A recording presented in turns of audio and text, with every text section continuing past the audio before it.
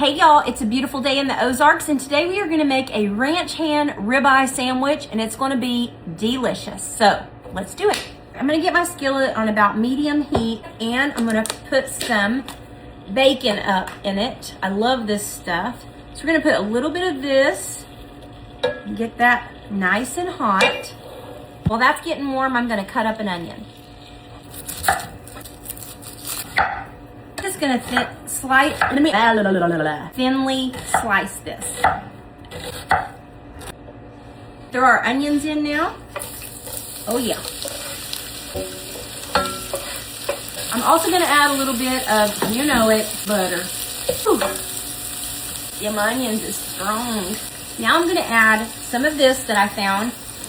Grill Master Butcher. Cracked pepper, sea salt, and garlic. You know, I just try everything. I just see this stuff and I think, oh yeah, that would be good. So let's do this. And I'm gonna do a little bit of the steak seasoning. Maybe a good tablespoon. You're gonna cook your onions until they are nice and soft and translucent, just however soft you like them. If you still want a little bit of a crunch to your onion, just don't cook them as long. These are looking really good. I've been cooking them on medium high. And now I'm gonna add my shaved ribeye. This is my shaved ribeye. This is over in the meat department. I found this over in the frozen section, actually, and they have all different brands, but I like this one. This is a 12-ounce package, so we're just gonna throw this in here. Still a little bit frozen. Whoopsie. It won't take long. So I'm gonna throw a lid on this and turn it down on low. This is not gonna take long at all.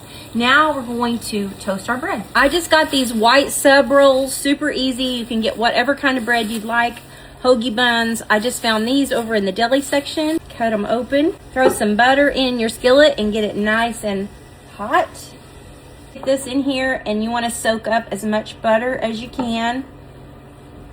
Mo butter, mo better. Let this toast for a little bit. Take the lid off and then just stir this around.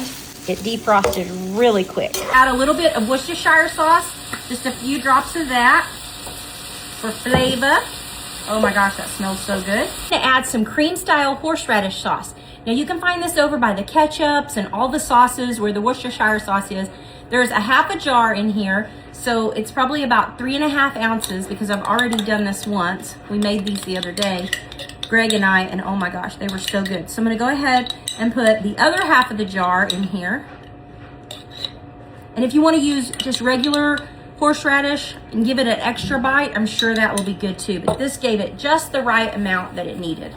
All right, so I'm just gonna mix this in. Still a little medium in some places, which is fine by me. Let's go get the bun.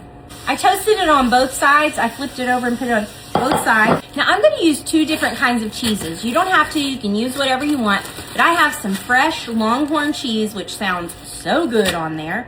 So let's do that. There we go. Right there. That's good. A little bit of freshly sliced provolone.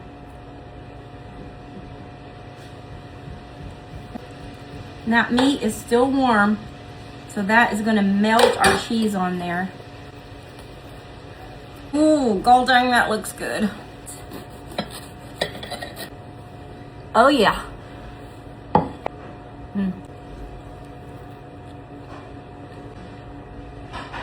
That is delicious. Holy moly.